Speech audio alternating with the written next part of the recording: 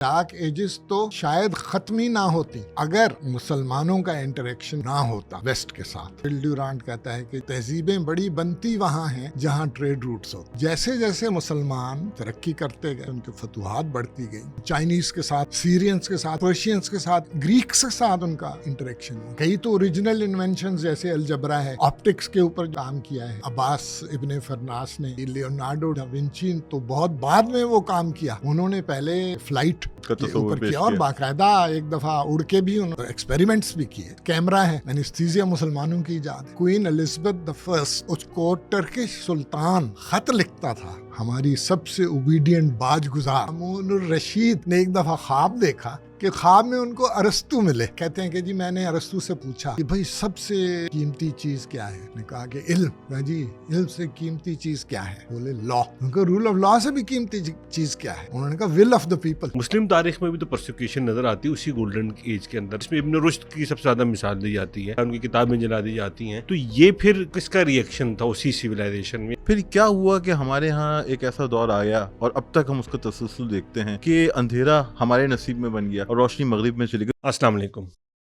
आज हमारे साथ एक ऐसे मेहमान मौजूद हैं कि जिनके साथ हमारा पहला तारुफ ही किताब से मोहब्बत था। मेरी मुराद है शाहीन नियाज़ी साहब। और शाहीन नियाज़ी साहब से मुतारिफ़ करवाने में जिन्होंने बहुत बुनियादी किरदार अदा किया वो है इकबाल खुर्शीद। वो भी मेरे साथ आज मौजूद हैं और हम आज शाहीन नियाज़ी साहब से गुफ्तगू करेंगे। नई साहब, आपकी शख्सियत के कई हवाले हैं और सबसे ज़्यादा जो मुझे याद है कि इजरा के नाम से जब एक पर्चा जारी हुआ जिसकी आप सरपरस्ती भी कर रहे थे और इकबाल अब आजकल उसको एडिट करते हैं, तो आपने स्टोरी ऑफ सिविलाइजेशन के दस्ता दस्ता उसमें तर्जुमा करना शुरू किया और एक सिलसिला शुरू किया था और हमारी ख्वाहिश है कि वो तकमील तक पहुँचे। उसी चीज़ को देखते हुए ये तहरीक मिली कि जो तहजीब है इसके सफ़र और इर्तिक़ा से आपकी गहरी दिलचस्पी है। तो हम बात कर रहे थे तो इकबाल की और हमारी बात हुई कि इसमें आजकल क्या और हमेशा ये मौजू कहीं ना कहीं ज़ेर बहस रहता है कि जो मुस्लिम वर्ल्ड है, जो इस्लामी दुनिया है, इसकी इस सिविलाइजेशनल जो इर्तिक़ा का जो सफ़र है इसमें क्या किरदार है। और हमें मालूम है कि एक बहुत संजीदा कारी और एक मतलब महक़्क़िक़ की सतह पर रहने वाले कारी की सतह पे और किताबों को बार बार रुजू करने वाले एक शख्स के तौर पे आप इस ख़ास मौजू को एक ख़ास दिलचस्पी भी रखते हैं इससे। तो आप बताइए कि ये क्या लगता है कि आपको ये क्या कंट्रीब्यूशन है इसमें जो हम कह सकते हैं कि मुस्लिम वर्ल्ड जिससे आज शायद हम बहुत से लोग वाकिफ़ भी नहीं है इन्फॉर्मेशन के इतने ज़राए होने के बावजूद। बिस्मिल्लाहिर्रहमानिर्रहीम। एक तो मैं राम साहब आपको कॉम्प्लीमेंट करता हूँ, इकबाल खुर्शीद साहब, कि भैया आपने इतनी जो ऑब्वियस और सामने नजर आने वाली बात जिससे लोगों ने आंखें बंद की हुई हैं उसको आपने सामने लाया और उजागर किया। तो मैं आपको उस बात पे कॉम्प्लीमेंट करता हूँ। और ये देखा गया है और मुझे सबसे ज्यादा ये तकलीफ होती थी ये देख के कि इस वक्त बाकायदा हमारे जो सो कॉल्ड इंटेलेक्चुअल्स हैं उनमें ये एक फैलेसी है, मैं तो इसको इग्नोरेंस कहूँगा। और बात तो ऐसे थे कि जैसे एरोगेंस ऑफ इग्नोरेंस होती है ना वो कहूँगा कि वो बड़े जनाब गुस्से से कहेंगे जी कुछ नहीं किया मुसलमानों ने, तो कलेजा जल जाता था आदमी का कि भाई देखो ये एक सिविलाइजेशन जिसपे वेस्ट के बड़े बड़े स्कॉलर्स जिन्होंने मसलन मॉन्टगोमरी वाट है, मसलन 1001 इन्वेंशंस के नाम से नेशनल जियोग्राफिक का काम है, ये मेरे पास रखा हुआ है, मैं आपको दिखाना भी चाहूँगा। 1001 इन्वेंशंस जो मुसलमानों ने की और फिर उनके जो एहसान हैं जो वेस्टर्न सिविलाइजेशन पे, जिसपे उनके जो बहुत सारे जो बड़े स्कॉलर्स हैं वो उसका इतराफ़ करते हैं उसको। और अगर वेस्ट इसकी मुखालफत कर रहे हैं तो उसकी वजूहात हैं जो अभी हम डिस्कस करेंगे। उनको हमारे जो सो कॉल्ड इंटेलेक्चुअल्स हैं वो उसको ऐसे रद्द कर देते हैं जैसे ये कुछ था ही नहीं, कोई वाकया ही नहीं था। 1100 साल। और वो एक व्हाट वेंट रॉन्ग एक किताब है जिसमें उन्होंने कहा है कि जी क्या हुआ, वो वेस्टर्न स्कॉलर है जिसने कहा कि क्या हुआ कि 1100 साल की अजीम शान तहजीब کیسے ختم ہوئی. اور اس میں وہ لکھتے ہیں, نیشنل جیوگرافک نے بھی لکھا کہ کوئین الزبتھ دا فرسٹ جس نے انگلینڈ کو کہاں سے کہاں پہنچا دیا. یہ تو آپ لوگوں کے علم میں کہ انگلینڈ جو ایک چھوٹا جزیرہ تھا, کوئین الزبتھ کے زمانے میں وہ جناب اسپینش آرمیڈا کو شکست دی, سمندروں پہ حکومت انگلینڈ کی ہو گئی, پھر کالونائزیشن شروع ہوئی, اور پھر ہندوستان انگلینڈ کو اور انگلستان کی مطلب عظمت کا سورج پھر کہیں پہ بھی غروب نہیں ہوتا تھا. وہ کوئین الزبتھ دی فرسٹ, وہ اس زمانے میں یہ نہیں کہہ رہا, یہ ویسٹرن اسکالرز لکھ رہے ہیں کہ جب وہ اس کو ٹرکش سلطان خط لکھتا تھا تو وہ خط کا عنوان ہوتا تھا, یعنی شروع ہوتا تھا آور موسٹ اوبیڈینٹ ویسل, ہماری سب سے اوبیڈینٹ باج گزار, کیونکہ کوئین ان کو ہر سال باقاعدہ ادا کرتی تھی خراج, باؤنٹی پہ کر, ہاں ان کی باؤنٹی پہ تھی. یہ آپ کی تہذیب تھی. مطلب ہے اس تہذیب کو آپ لوگ اس طرح رد کر دیں, یہ انتہائی افسوس کی بات ہے, انتہائی افسوس کی بات.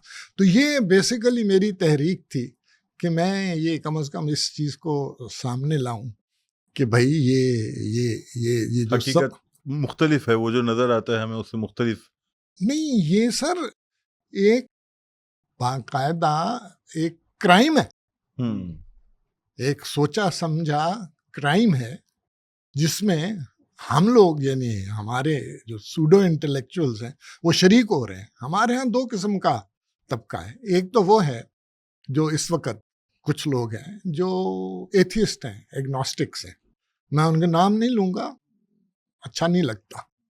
وہ لوگ تو اس پہ اڑ جاتے ہیں, وہ تو آپ سنیں گے تو کہیں گے جی مسلمانوں نے تو کچھ خاص نہیں دیا, آگے بڑھیے.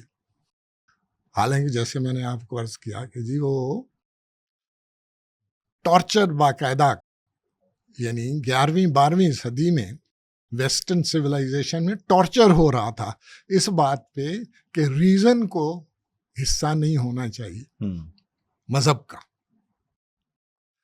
جبکہ اسلام جو ہے, اسلام کی سب سے بڑی جو کنٹریبیوشن ہے, سب سے بڑی, اور یہ بات میں چاہتا ہوں کہ غور سے آپ لوگ سنیں, وہ یہ ہے کہ اسلام نے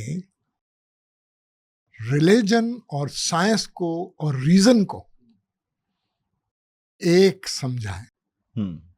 قرآن مجید میں, اور یہ کسی اور کتاب میں نہیں ہے, 704 آیات ایسی ہیں, یہ اگین میں نیشنل جیوگرافک کو کوٹ کر رہا ہوں, جس میں غور کرنے پہ زور دیا گیا.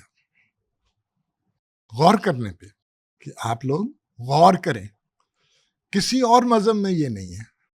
پھر یہ کہا ہے کہ اللہ تعالیٰ کی نشانیاں جو ہیں وہ آپ دیکھیں. ریزن سوچتے کیوں نہیں ہو, یہ آپ کو کہا جاتا ہے.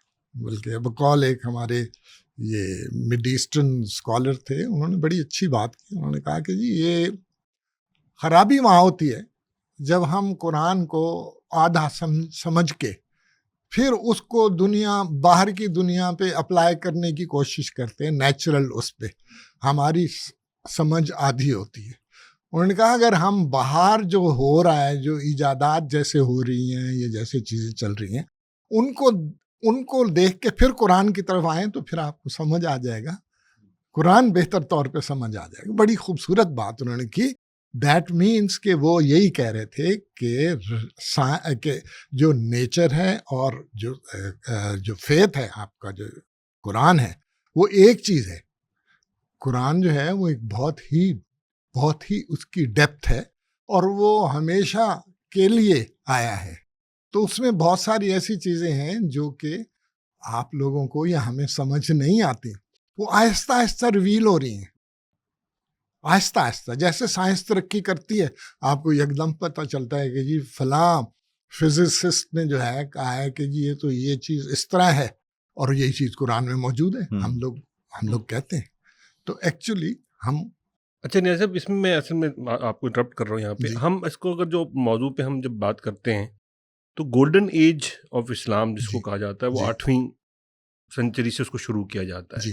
آپ اس ایرا کو کیسے دیکھتے ہیں اور آپ کے نزدیک اصل میں کیا وہ چند بنیادی چیزیں تھیں جس کی وجہ سے، یعنی اس کو تو ویسٹ بھی تسلیم کرتا ہے کہ وہ گولڈن ایج ہے اس جی. مسلمانوں کی، جی. اس کے بارے میں آپ کچھ ہمیں بتائیے. اب آپ کے اس کے محرکات کیا اس کے رہے، محرکات کیا وجوہات تھے رہیں کہ کہ ہمیں مسلمان وہ ایک بڑی قوت کے طور پہ بھی نظر آتے ہیں، اور تہذیبی جتنے بھی مظاہر ہیں ان میں ان کی ایک ایسی بے مثال جسے کہتے ہیں کہ کنٹریبیوشن نظر آتا ہے کہ اس کو آج بھی دنیا تسلیم جی. کرتی تو اس میں وہی تھی کہ آپ کا جو فیتھ تھا، جو مذہب تھا، وہ آپ کو کہتا ہے غور کرنے کے لیے. ہے.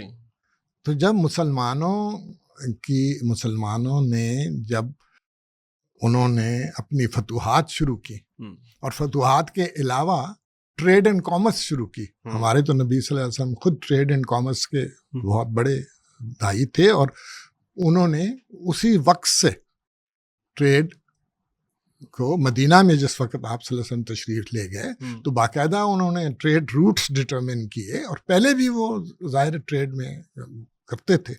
تو وہاں سے انہوں نے اس چیز کو باقاعدہ بڑھاوا دینے شروع ہو. اور یہ تو آپ ایگری کرتے ہیں کہ سویلائزیشن جو ہے وہ مختلف قوموں کی آپس میں ملنے سے بنتی ہے. اور جیسا کہ ول ڈیورانٹ کہتا ہے کہ جی تہذیبیں بڑی بنتی وہاں ہیں جہاں ٹریڈ روٹس ہوتے. آج کل سلک روٹ کا ذکر ہو رہا ہے. سلک روٹ صدیوں سے تہذیبوں کی وہ یعنی ماں بنی، کیونکہ وہاں آپ کو مختلف زبانیں، مختلف سوچ، مختلف یعنی سائنٹیفک نالج، مختلف انوینشنز جب وہ ملتے تھے اکٹھے اور مل کے آپس میں ڈسکشنز ہوتی تھیں، وہ ہوتی تھیں، وہاں سے پھر یہ ساری چیزیں جنم لیتی ہیں اور تہذیبیں بنتی ہیں. تو جیسے جیسے مسلمان ترقی کرتے گئے، جیسے جیسے ان کی فتوحات بڑھتی گئیں، اسی طرح پھر ان کی جو ہے یہ مثلا چائنیز کے ساتھ ان کی انٹریکشن ہوا، سیرینز کے ساتھ ان کا، پرشینز کے ساتھ ان کا اس میں گریکس کے ساتھ ان کا انٹریکشن ہوا، اور گریک نالج جو تھا انہوں نے پھر ان کو فیسینیٹ کیا. جیسے چائنیز نالج تھا، پیپر انہوں نے چائنیز پریزنرز سے، یہ جب چائنیز پریزنرز آئے تو پیپر وہاں سے پھر مسلمانوں نے وہاں سے ڈیولپ کیا، ان کے ساتھ انٹریکشن سے پیپر انہوں نے ڈیولپ کیا. تو وہ ایکچولی گریکس جو تھے انہوں نے فیسینیٹ کیا. گریکس نے فیسینیٹ کیا. گریکس کا کافی سارا نالج ایجپٹ سے تھا، اس کی سورس ایجپٹ تھی، مصر سے آیا تھا. سر نالج جو ہوتا ہے نا، یہ ترقی ہوتی ہے، یہ سیڑھیاں ہیں. یہ ہم کسی کی اجارہ داری نہیں ہوتی، یہ انسان کی ترقی ہے. اور یہ ایک قسم کی ریلے ریس ہے. جب وہ تھک گیا تو اگلے نے وہ بیٹن اگر پکڑ لیا، ہاں اگر وہ اس قابل ہے کہ وہ بیٹن پکڑ لے اور پھر ریس تیز کر دے تو صحیح ہے، اگر نہیں کوئی پکڑ سکتا تو. اچھا شاہین صاحب، آپ نے ذکر کیا انٹریکشن کا، جو بڑا امپورٹنٹ چیز ہے کہ مختلف تہذیبوں سے مسلم تہذیب کا یا اسلامی تہذیب کا مکالمہ ہو رہا ہے. جی. تو انٹریکشن تو ہوتا ہے، لیکن یہ کہ آپ میں قبولیت کا بھی عنصر ہو، جو آپ نے کہا غور و فکر کی وجہ سے تھا. تو قبولیت کے عنصر کے ساتھ ساتھ یہ تراجم جو باقی علوم تھے انہیں اپنی زبان میں ڈھالنا، کیا اس سے بھی بڑا فرق پڑا کہ اسلام یا جو مسلم تہذیب ہے وہ اپنے سنہری دور کی طرف گئی؟ سر اس کے بغیر تو یہ ممکن ہی نہیں ہے نا. جب تک آپ کو یہ علم، جب تک آپ ترجمہ نہیں کریں گے آپ کو پتہ ہی نہیں چلے گا کہ علم ہے کیا. اور وہ بنیادی علم جب جیسے میں نے کہا کہ آپ نے وہ بیٹن پکڑ لیا نا، اور پھر اس کے بعد آپ نے اس کو بڑھایا. کئی تو اوریجنل انوینشن جیسے الجبرا ہے، وہ مسلمانوں کی اوریجنل انوینشن ہے. آپٹکس کے اوپر جو کام کیا ہے، یا عباس ابن فرناس نے کہتے ہیں کہ جی لیونارڈو دا ونچی تو بہت بعد میں وہ کام کیا. انہوں نے پہلے مطلب ہے کہ فلائٹ کے اوپر کیا، اور باقاعدہ ایک دفعہ اڑ کے بھی انہوں نے ایکسپیریمنٹس بھی کیے اس کے اوپر، اور کچھ کامیاب بھی ہوئے. تو وہ آلریڈی چیز کیمرہ ہے، آپٹکس میں کیمرہ ہے، یا آنکھ کا وہ ہے. پہلے یہ سوچ ہوتی تھی، اور یورپ تو ویسٹ تو خیر اندھیرے میں ڈوبا ہوا تھا وہ تو کیا بات کریں گے، لیکن اور بھی جو تہذیبیں تھیں ان میں یہ تھا کہ جی ہماری آنکھوں سے روشنی نکلتی ہے تو چیزوں کو دیکھا جو چیزوں کو ڈیسائیڈ کرتی ہے. تو یہ تو سر آپ فیسینیٹ ہو جائیں گے، دیکھیں گے کہ اب دیکھیں کہ جی اینستھیزیا مسلمانوں کی ایجاد ہے. I was surprised. سرجری کے اتنے سارے آپ وہ دیکھیں انسٹرومنٹس ہیں. میں آپ کو بات بڑھتی ہے لیکن آپ کو میں ایک بڑی ایک بات بتاتا ہوں جس پہ کہ مطلب ہم لوگ ٹریننگ پہ تھے تو یہ 2008-9 کی بات ہے، سول سروس کی اپنی سول سروس کی. تو میرے ساتھ ایک بڑے سینئر بیوروکریٹ ہیں، وہ ان کی میرا بڑا ساتھ ہو گیا، ہم باتیں کیا کرتے تھے. تو وہ بڑی یہ بات کہی، یار مسلمانوں نے کیا کیا؟ کچھ بھی نہیں کیا. میرا ان کا یہ بحث ہوتی تھی، میں ان کو سمجھانے کی کوشش کرتا تھا، لیکن وہ میں معافی کے ساتھ کہتا ہوں کہ to unlearn things is very important if you want to learn. اگر اگنورینس نے آپ کو گھیرا ہوا ہے تو اس کو انلرن کرنا پڑتا ہے، پہلے اس سے چھٹکارا حاصل کرنا پڑتا ہے. تو ہم لوگ برٹش میوزیم میں گئے تو وہاں پہ وہ ایک شوکیس تھا، اس کے اندر جیسے فلورنس نائٹنگیلز کے لیٹرز تھے اوریجنل، ایک وہ تھا اور کچھ اس طرح کے اوریجنلز تھے. ایک مجھے نظر آیا ایک پیپر وہ پرانے سٹائل کا، تو میں نے جا کے دیکھا تو انہوں نے باقاعدہ بڑی محنت کے ساتھ ایک ایک چیز کو کہ کیسے سٹیم کیا ہے، پھر جڑیں کیا ہیں، پھر پودے کی پتے، اور پھر جو وہ جیسے کہتے ہیں نا زرے گل کیسے منتقل ہو رہا ہے، وہ تمام چیزیں انہوں نے اس پہ وہ ساری چیزیں اتنی محنت کے ساتھ انہوں نے یہ بنائی ہوئی تھی اپنے ہاتھ سے کہ آپ یقین کریں میری آنکھوں میں آنسو آ گئے. ایک عظمت رفتہ کا احساس ہوتا ہے نا ہم لوگوں میں ہے. تو اتنے میں وہ جو میرے سینئر بیوروکریٹ تھے نا وہ میرے ساتھ ہی تھے، بڑی اس طرح بات. تو مجھے انہوں نے میرے کندھے پہ اپنا ہاتھ رکھا اور میں نے دیکھا کہ ان کا ہاتھ آہستہ آہستہ ہل رہا ہے. میں نے دیکھا تو ان کی آنکھوں سے آنسو رواں تھے. دیکھیں اب وہ حالانکہ خلاف تھے، لیکن جب حقیقت نے ان کو ہٹ کیا تو وہ اسی عظمت رفتہ ان کو پھر یاد آ گئی، ان کو سامنے تھی. میں نے کہا یار یہ ہے. اب آپ اس کو کسی طریقے سے جو ہے نا وہ نیگلیکٹ نہیں کر سکتے، نظر انداز نہیں کر سکتے. حقیقت تو اپنا آپ بتاتی ہے. تو اسی طرح جب چیزوں کو آپ دیکھتے ہیں یا سنتے ہیں، اب یہ کتاب ہے 1001 Inventions، آپ دیکھیں اس میں شہزادہ چارلز کا دیکھیں جس طرح کی تعریف ہے. اس نے کہا ہے کہ جی ہم اسلام کی سویلائزیشن کو اس لیے نیگلیکٹ کر رہے ہیں کہ ہم ہسٹری کی اسٹریٹ جیکٹ میں قید ہیں. اسٹریٹ جیکٹ جیسے وہ پاگلوں کو یا ان کو نہیں کر دیتے کہ وہ ہل جل نہ سکے، اسی طرح وہ کہتے ہیں کہ جی ہمیں اسٹریٹ جیکٹ میں قید کر دیا گیا. اور جیسے میں نے کہا اس کی وجہ یہی ہے کہ بھائی یہ تعصب مسلمانوں اور مسلمانوں کے نبی صلی اللہ علیہ وسلم کے خلاف عیسائیوں اور یہودیوں کا شروع سے تھا، اس لیے کہ دیور اسکیئرڈ، ڈرے ہوئے تھے وہ اسلام، نہیں اسلام کے سچ سے خوف زدہ تھے. سچ کی اپنی ایک طاقت ہوتی ہے جو آپ کو ڈرا دیتی ہے. اور جیسے قرآن میں اللہ تعالیٰ نے بہت صاف فرمایا ہے کہ جی یہ بھی سمجھتے ہیں لیکن یہ اپنے ان کا ایک تو غرور آڑے آتا ہے، دوسرا جو ان کے اپنے مفادات ہیں ان کو کھونے سے ڈرتے. مفادات تو بہت تھے ان کے ظاہر ہے. اب اسلام کا سچ جو ہے اس سے تو اسلام تو بیسیکلی تو سر مطلب ہے کہ یہ اس میں تو کوئی وہ طبقے تو ہیں نہیں. آپ دیکھیں نا کوئی طبقے نہیں ہے. مثلا مجھے اس سے یاد آ گیا کہ مامون الرشید نے ایک دفعہ خواب دیکھا کہ خواب میں ان کو ارسطو ملے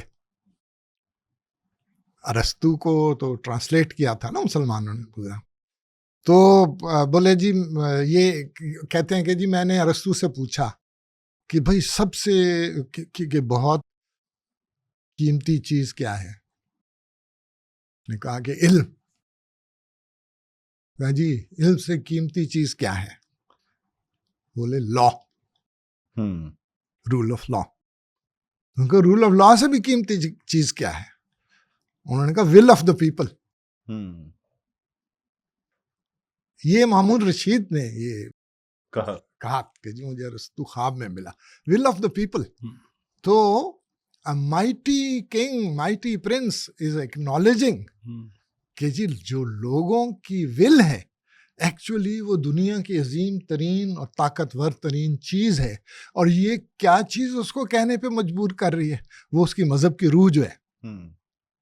یہی وہ کہتے ہیں ہمارے جو بڑے اسکالرز ہیں، وہ یہ کہتے ہیں کہ مذہب کی روح کو جب ہم فراموش کر دیتے ہیں نا تو اس وقت پھر ہمارے اندر جو ہے نا وہ سلافی بھی پیدا ہوتے ہیں، ہمارے اندر دہشت گرد بھی پیدا ہو جاتے ہیں، ہمارے اندر بالکل جن میں ایک اپیتھی پیدا ہو جاتی ہے، پرواہ ہی نہیں، یار ٹھیک ہے مذہب ہے بس ہے، ہم نے دیکھنا نہیں ہے. اس میں نہیں صاحب ایک چیز اور یہ کہ اب جیسے آپ نے کہا کہ جب تہذیبوں میں انٹریکشن ہوتا ہے، جی جب کلچرز میں انٹریکشن ہوتا ہے، ایکسچینج آف نالج ہوتا ہے، تو اس کی نتیجے میں تہذیبیں ایکسپینڈ کرتی ہیں. اب آپ جب ہم یہ کہتے ہیں کہ مسلمانوں کی جو گولڈن ایج ہے اس کو آپ ان دونوں چیزوں میں دیکھتے ہیں کہ یہ جو انٹریکشن ہے ظاہر ہے جب وہ گریک فلسفی تک پہنچتے ہیں تو آئیڈیاز کی ایک نئی دنیا ان پر کھلتی ہے، اور وہ اصل وجہ بنی، یا ہم کہیں گے کہ یہ دونوں اسباب تھے کہ خود ریلیجن میں بھی یعنی اسلام میں بھی ریزننگ کی اور چیزوں پہ غور کرنے کی ایسی ہدایت دی گئی تھی یا شوق دیا گیا تھا کہ جس نے مل کر اس راستے کو آگے آسان بنایا ان کے لیے. سر ایکچولی آپ نے جو بات کی ہے بہت اچھی کی ہے، اور آپ نے خود یہ بات کہہ دی. وہ یہ تھا کہ آپ ظاہر ہے اس چیز کو ہی چنیں گے نا جس کی خواہش آپ کے اندر ہو. اگر آپ کا مذہب ریزن اور سائنس کی تعلیم آپ کو دے رہا ہے، کہہ رہا ہے، آپ کے نبی صلی اللہ علیہ وسلم کہتے ہیں کہ جناب آپ علم حاصل کریں، حدیث ہے، تو وہ پھر جب وہ آپ کو علم نظر آئے گا، سائنٹیفک علم، ریزن کا علم، تو آپ لپکیں گے نا اس پہ. رسول اللہ صلی اللہ علیہ وسلم نے فرمایا کہ یہ تو مومن کا کھویا ہوا خزانہ ہے، تو آپ اس خزانے پہ لپکیں گے. اور اگر جس طرح عیسائیت میں یا یہودیت میں یہ ہو کہ جی ریزن اور جو سائنس ہے وہ تو ایک بہت سیکنڈری چیز ہے، اس کی ضرورت نہیں ہے، اصل چیز تو مذہب ہے، تو آپ اس کو اگنور کریں گے. یہی ڈارک ایجز میں ہو رہا تھا. بلکہ کہتے ہیں کہ جو ویسٹ کے جو بادشاہ تھے وہ بڑا عرصہ ان لوگوں نے باقاعدہ سختی کر کے لوگوں کو ریزن اور سائنس کی طرف نہیں آنے دیا. پہلی دفعہ جب مسلمانوں سے انٹریکشن ہوا تو ان کے اندر یہ سوچ پیدا ہوئی جس کو اسکالسٹسزم کہتے ہیں کہ جی سوچیں اور غور و فکر کریں. یہ ایکچولی مسلمانوں سے ان کے انٹریکشن کی وجہ سے ہوا، اور مسلمانوں میں یہ چیز ہمارے مذہب نے پیدا کی. اچھا شاہین صاحب، ایک سوال میرے ذہن میں ہے، کیونکہ شاہین صاحب کا بہت زیادہ مغربی جو مصنفین ہیں تہذیب کے ارتقاء پہ جنہوں نے کام کیا بہت گہری نظر ہے. تو ہمارے ہاں تو چلے تعصب ہے، ہم نہیں مانتے، لیکن آپ سے گفتگو میں ہو رہی تھی، آپ نے ذکر کیا تھا کہ بہت سے مغربی ریسرچرز نے جو مسیحی ہیں، یہودی ہیں، انہوں نے بھی اسلام کی جو تہذیب تھی، اس کا جو درخشاں دور تھا، جو ایجادات تھیں، انہیں تسلیم کیا ہے. تو اس پہ بھی اگر آپ کچھ روشنی ڈالیں.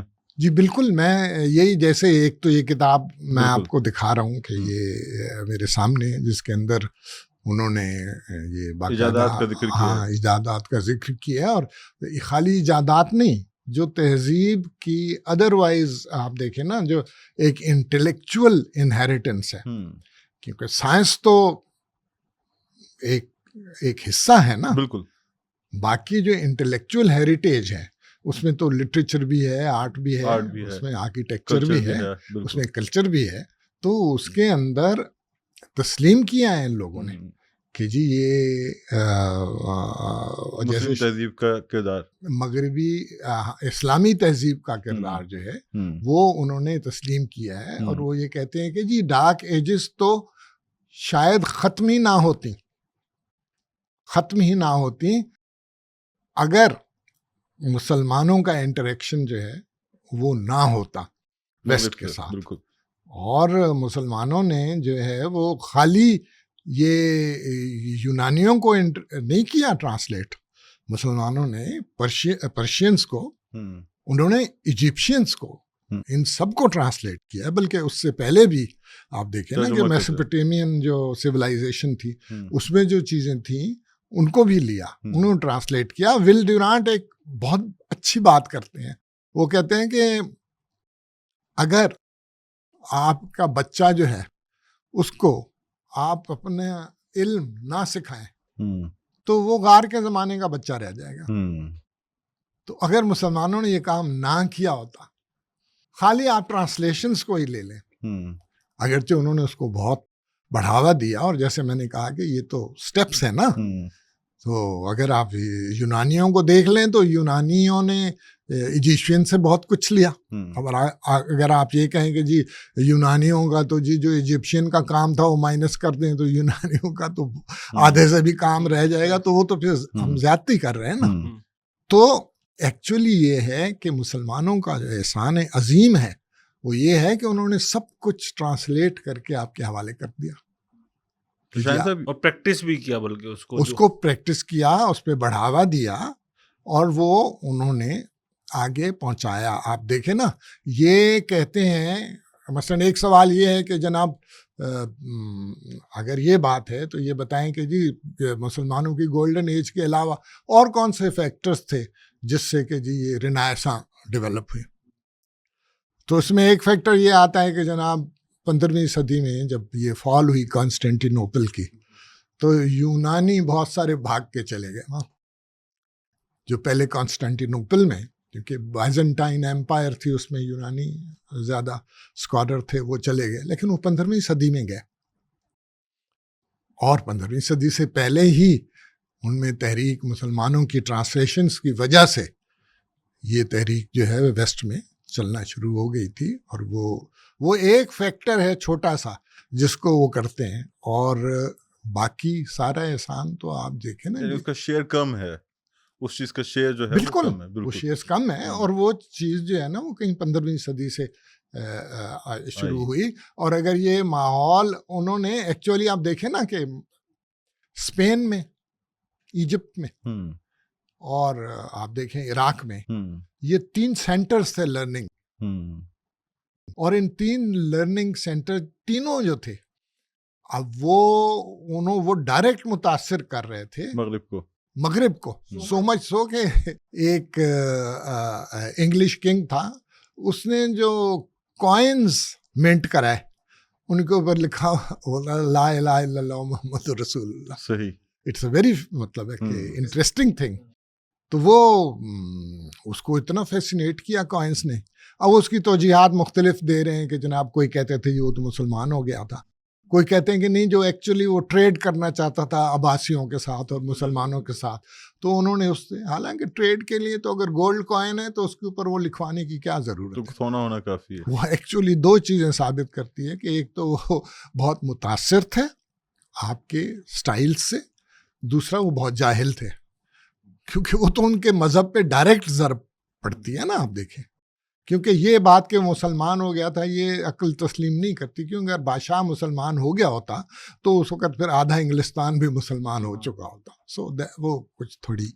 اچھا, آپ اگر ہم اس کو عباسی دور کو خاص طور پہ ذکر کیا جاتا ہے کہ اس میں جو کام ہوا جی وہ ایک بڑا, ایک جسے کہتے ہیں کہ ایک لیپ تھی ٹورڈز ڈیولپمنٹ. جی, تو اس کی کیا ریزنز آپ کو نظر آتے ہیں کہ وہ اس وقت, کیونکہ میرے ذہن میں ایک سوال اور بھی پیدا ہوتا ہے کہ ہم بہت, کیا ایسا نہیں تھا کہ جو بہت سے لوگ ہیں جو شخصیات ہیں جنہوں نے زمانے میں بڑے کارنامے انجام کیے, وہ تو ان کی پرسنل اچیومنٹ بھی تو تھی نا, اس کو ہم سویلائزیشن کے کریڈٹ میں کیسے ڈال سکتے ہیں؟ تو اس پر بھی کچھ روشنی ڈال. سر सिविलाइजेशन क्या होती है? सिविलाइजेशन एक मजमुआ होती है जिसमें आर्ट है, लिटरेचर है, आर्किटेक्चर है, जैसे मैंने कहा, आपकी जो है लॉज हैं, आपके जो हैं वो सोशल लॉज हैं, ये सारी चीज़ें जो हैं उसका एक मजमुआ होती है, एक सोसाइटी। अब इस्लाम की जो सिविलाइजेशन थी वो एक छत्र छाया थी, छांव थी, जो कि एनकरेज करती थी इन चीज़ों को। अगर इस्लाम एम्पायर जो थी वो ईसाइयों के एम्पायर की तरह डिस्करेज कर रही होती रीज़न और साइंस को, तो आपके ख्याल में जो यहाँ ईसाई और यहूदी लोग काम कर रहे थे उनको काम करने देते? हरगिज़ नहीं, उनके टुकड़े कर देते हो। अब देखें, डबल एंट्री बुक सिस्टम यहूदियों ने शुरू किया और वो इस्लाम की छांव के नीचे, वो इस्लामिक सिविलाइजेशन में ये काम शुरू हुआ। डबल एंट्री बुक सिस्टम यहूदियों के हाथ में था। और उस दिन खुर्शीद भाई से बात हो रही थी, इकबाल भाई से, मैं उनसे कह रहा था कि जी हम लोग बोस्निया गए, तो बोस्निया में मैंने देखा कि जी वो एक ख़ास किस्म का एक कोट नज़र आया वो। तो मैंने पूछा कि जी ये वो कोट उनके म्यूज़ियम में था। तो मैंने कहा कि ये कोट जो है ये क्या चीज़ है? उन्होंने कहा ये एक्चुअली, चूँकि बोस्निया तुर्की सल्तनत में था, तो उन्होंने कहा कि जी ये एक्चुअली तुर्कों के जितने भी बैंकर थे बड़े बड़े और फाइनेंस मिनिस्टर थे वो यहूदी थे। अब यहूदी वहाँ काम कर रहे हैं और उस छांव के नीचे काम कर रहे हैं ना। वो सिविलाइजेशन अलाउ कर रही है उनको, उनकी जो बेस्ट कैपेबिलिटीज़ हैं ना सिर्फ पनप रही हैं बल्कि उनसे वो सिविलाइजेशन फ़ायदे उठा रही है। आप ज़रा गौर तो करें कि आपको तासुब कहीं नज़र नहीं आता। It was the most liberal civilisation. आपको देखें, आप ये जो यूनिवर्सिटीज़ हैं उनमें ख़वातीन के नाम नज़र आते हैं, जो एक्चुअली जो यूनिवर्सिटी को डेवलप किया उनके नाम आपको नज़र आते हैं। ये मुसलमानों में था। इसी तरह हॉस्पिटल में नर्सेस, डॉक्टर्स, लेडी डॉक्टर्स आपको नज़र आते, वो मुसलमानों में था। इससे पहले तो औरत की जो हैसियत थी वो आपके इल्म में है। तो ये जो सिविलाइजेशन थी, ये इसकी जैसे वो छत्र छाया कहते हैं, जो उसके अंदर ग्रो कर रही थी, उसके अंदर ये सारी चीज़ें ग्रो कर रही थी। अगर ये ना होती तो ये इट वाज इम्पॉसिबल। लेकिन आप जैसे अभी हम एक बार एक चीज़ में और इसमें पूछना चाह रहा था कि अभी जैसे आपने एक हवाला दिया कि वेस्ट में हमें नज़र आता है कि परसिक्यूशन होती है बाकायदा लोगों की जो नए आइडियाज़ के सामने आते हैं। गेलुले तो एक बहुत आम नाम है कि जनाब उसके ऊपर बात होती है कि जनाब मजहबी जो तसव्वुर है कॉस्मोस का, उसके खिलाफ अगर आप बात करेंगे तो आपको वो कर दिया जाएगा, आपको सज़ा दी जाएगी और सख्त सज़ाएं दी जाएंगी। लेकिन हमें मुस्लिम तारीख में भी तो परसिक्यूशन नज़र आती है उसी गोल्डन एज के अंदर के लोगों को उनके आइडियाज़ की वजह से, जिसमें इब्न रुश्द की सबसे ज़्यादा मिसाल दी जाती है कि उनको परसिक्यूट किया जाता है, उनकी किताबें जला दी जाती हैं। तो ये फिर किसका रिएक्शन था उसी सिविलाइजेशन में या उसी सोसाइटी में? सर, उस सिविलाइजेशन में जहाँ आपने बादशाह के साथ डिसएग्री किया वहाँ ये मसला हो जाता था। लेकिन ये उस सिविलाइजेशन की रूह नहीं थी। उस सिविलाइजेशन की रूह तो वो थी कि आप तहकीक करें। जहाँ बादशाह से किसी बात पे इख्तिलाफ हुआ, वो सियासी भी इख्तिलाफ होता था, अदरवाइज भी, तो वो वहाँ पे बादशाह रिएक्ट करता था। ये एक मतलब है, नेगेटिव साइड है। लेकिन आपको कितने इस तरह के केसेस नज़र आते हैं। वेस्ट तो भरा पड़ा है ऐसे केसेस से और टॉर्चर से। आपको इब्न रुश्द जैसे कितने केसेस नज़र आते हैं। वो इक्का दुक्का केस, और वो भी उसकी वजह ये नहीं थी कि कोई वो रीज़न के ख़िलाफ़ थे या साइंस के ख़िलाफ़ थे। वो फिर इन लोगों की अपने वो सियासी वजूहात होती हैं, इन्फ्लुएंसेस होते हैं। उसमें आप देखें कि बादशाह है या उसकी फैमिली है, उसके अंदर कोई अंडर करंट्स चल रही हैं, आपस की कोई मुखालफत है। अब जैसे मामून और अमीनुर रशीद की मुखालफत थी, अमीनुर रशीद कत्ल हुए, तभी मामून बादशाह बने ना। हारून के दोनों बेटे थे ना। अमीनुर रशीद का राइट था, वो बड़ा बेटा था, मामून ने उसको कत्ल कर दिया। اب اس کو آپ کیا کہیے گا. اب وہی مامون ہے جو پھر ریزن اور سائنس کا بہت بڑا چیمپئن تھا لیکن بھائی کو مارا. سیاسی پہلو یہ سیاسی پہلو اس کے ہوتے ہیں, لیکن اس کی بنا پہ آپ اتنے بڑے کام کو تو نگیٹ نہیں کر سکتے. اور اس کے مقابلے میں ویسٹ میں دیکھیں کیا ہو رہا ہے. یا جیسے معتزلہ کے بارے میں کہا جاتا ہے کہ وہ ریزننگ کی بات کرنے والے لوگ تھے لیکن ان کی پرسیکیوشن ہوتی ہے, تو اس کو آپ پھر, وہ تو ایک پورا ایک طبقہ تھا جس کی پرسیکیوشن ہو رہی تھی. جہاں پہ بادشاہ دیکھتا تھا کہ بھئی یہ چیز میرے لیے آگے چل کے خطرناک ہو سکتی ہے, وہاں پہ وہ ریئیکٹ کرتا. بس یہ ہوا. لیکن وہی آپ دیکھیں کہ مامون تھا جس نے کہا کہ ایرسٹوٹل کو میں نے خواب میں دیکھا جو کہتا تھا کہ سب سے امپورٹنٹ چیز ول آف دا پیپل ہے. تو یہ چیزیں ہم کو یہ دیکھنی پڑیں گی. یہ دیکھیں وہ جس کہتے ہیں نا ایکسیپشن پرووز دا رول, یہ ایکسیپشنز ہیں جو بتا رہی ہیں کہ رولز اور چیز تھی, اس کے اپوزٹ تھا.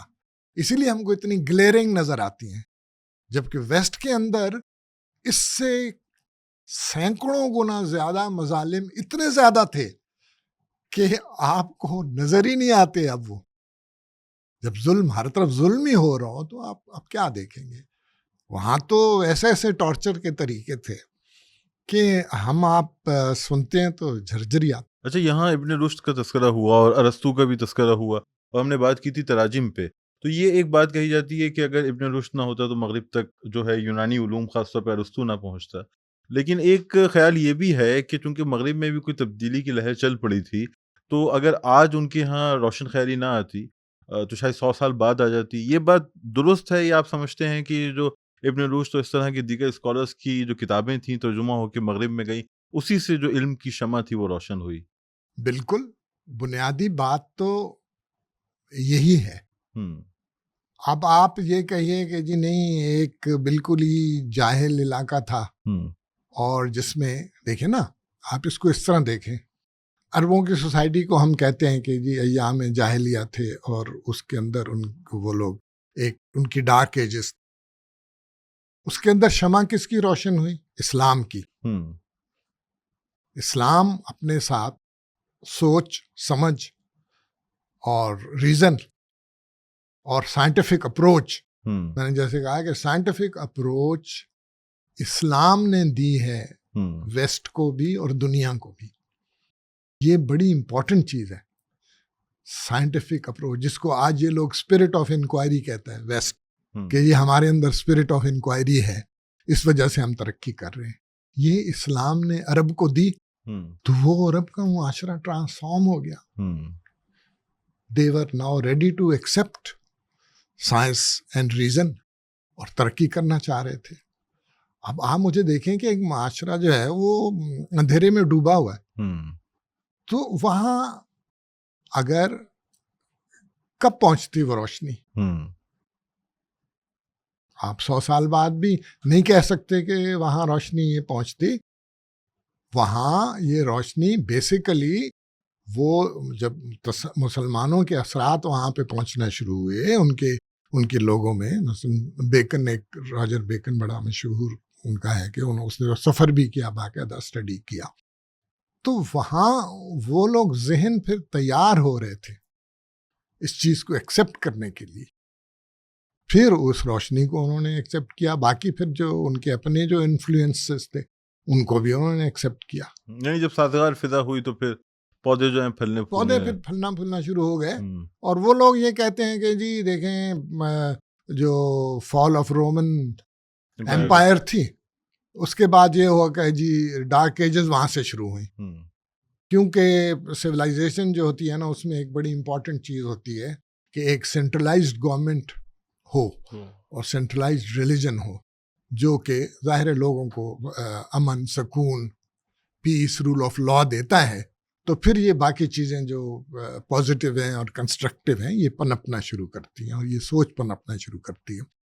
لیکن ہم جب ایکچولی دیکھتے ہیں تو ہم دیکھتے ہیں کہ جی بعد میں اگر بادشاہ بھی آئے, رومن ایمپائر کے بعد بھی اگر وہ جو بادشاہ آئے ہیں انہوں نے ڈسکریج کیا, انہوں نے سوچ کو ڈسکریج کیا, تحقیق کو ڈسکریج کیا, تحقیق کو ڈسکریج کیا. بلکہ میں آپ کو ایک بڑی انٹرسٹنگ بات بتاؤں کہ اٹلی میں جب بادشاہ نے یہ کہا کہ جی جیسے اسپین میں مسلمانوں نے اسٹریٹس کو پیو کیا تھا، پیوڈ اسٹریٹ تھی نا، ادروائز تو آپ دیکھیں تو پتہ ہے ذرا ساری گلیوں میں کیچڑ ہی بھرا ہوتا تھا، بارش ہو گئی تو ہاں، تو وہ اسپین چونکہ آج کی کراچی کی سڑکوں جیسا حال، جی ہاں وہ حال ہوتا تھا، تو وہ بادشاہ کو اچھا لگا، اس نے اسٹڈی کیا، اس نے کہا کہ جی یہ پیوڈ اسٹریٹس ہونی چاہیے،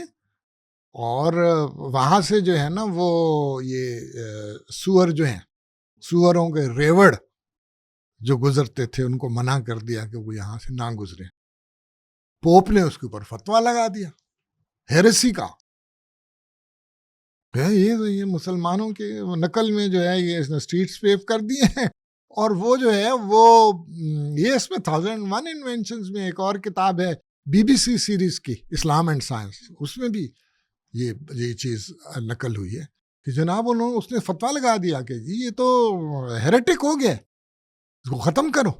اور یہ کون ہوتا ہے کہ جی سوروں کے ریوڑوں کو وہاں سے منع کرنے والا؟ اتنا اندھیرا تھا.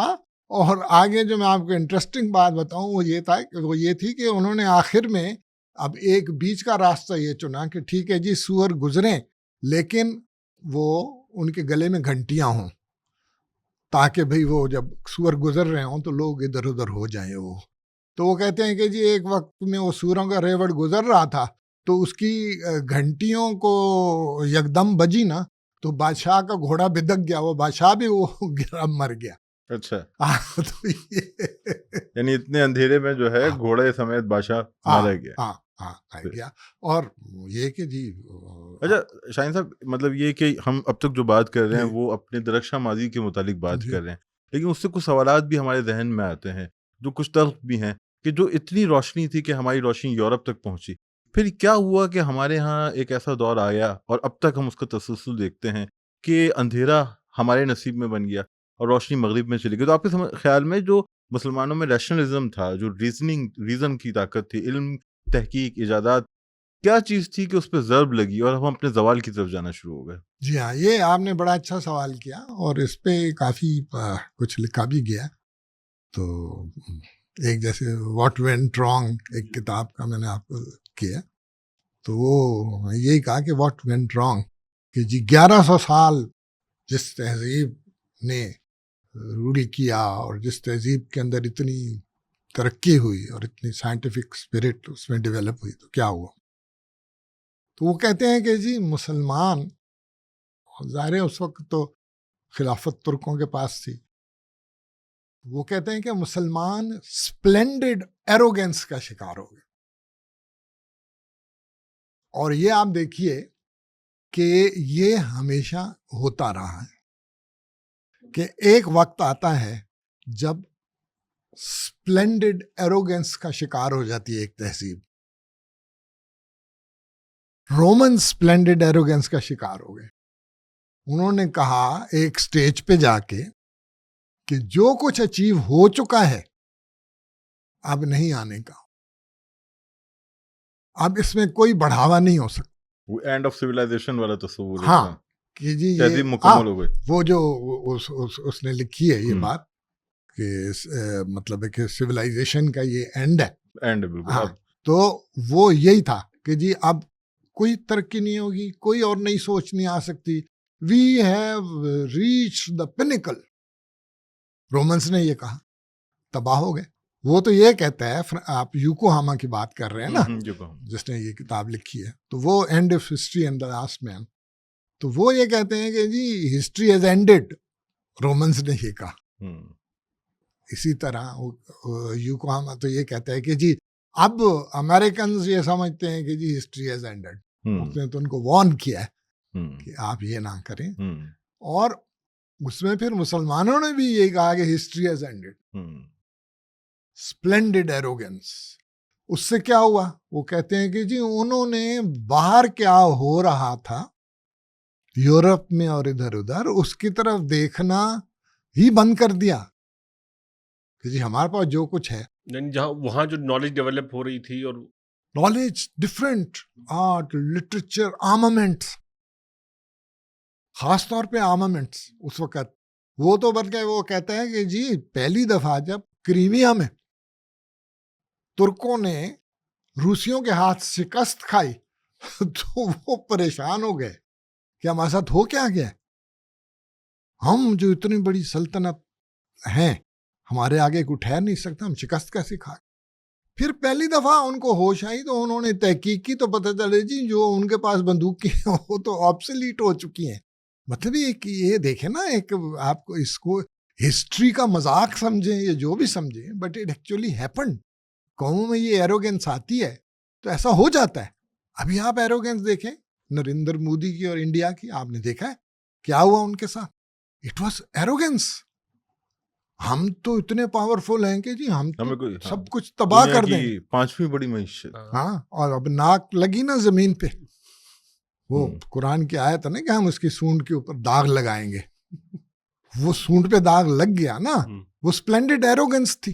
مسلمان بھی اس کا شکار ہوئے. بلکہ وہ کہتے ہیں کہ مسلمانوں نے باقاعدہ باہر سے کوئی علم آنے ہی نہیں دیتے تھے.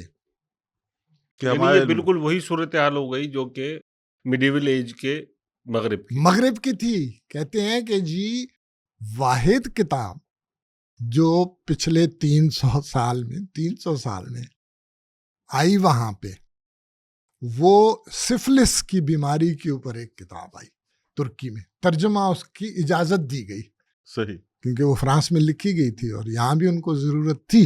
یہ ایک بیماری تھی جو نئی آئی تھی، وہ مطلب کولمبس ریڈ انڈینز سے لے کے آئے تھے اس کے لوگ، وہ وہاں پہ پھیلی ادھر ادھر، تو انہوں نے پھر اس پہ کتاب لکھی تو وہ اس کی اجازت دی.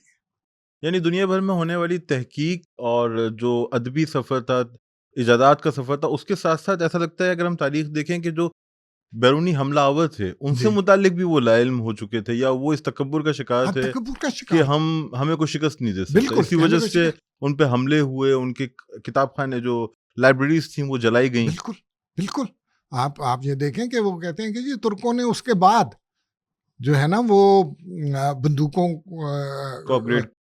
کو مطلب ان کی نقل کی کہ جی یہ بندوقیں جو ہیں وہ ہم بنانے کا طریقہ سیکھا، اور سو مچ سو کہ اس کے بعد پھر انہوں نے ان کی جو فارمیشن تھی ملٹری، وہ بھی انہی کی کاپی کرنی شروع کر دی، ویسٹ کی، رشینز کی اور وہ ان کی.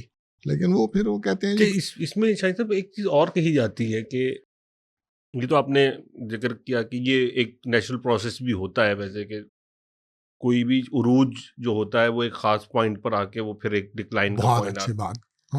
یہ فرمائیے کہ اس میں ایک چیز اور بھی کہی جاتی ہے کہ جو مسلمانوں کی فلسفی میں جو چیز آئی تھی، انکوائری اور تعقل اور ریزننگ، اس میں ایک ذمہ داری قرار دیا جاتا ہے کہ جب غزالی آئے ہیں تو انہوں نے فلسفی کو کنڈیم کیا. جو لوگ ان کے اوپر تنقید کرتے ہیں وہ یہ کریٹ کرتے ہیں، جس کے نتیجے میں مسلمانوں میں شاید ریزننگ جو ہے وہ اس کا ڈکلائن آیا. آپ کتنا جسے کہتے ہیں کہ اس ویو کو کتنا آپ سمجھتے ہیں کہ درست ہے؟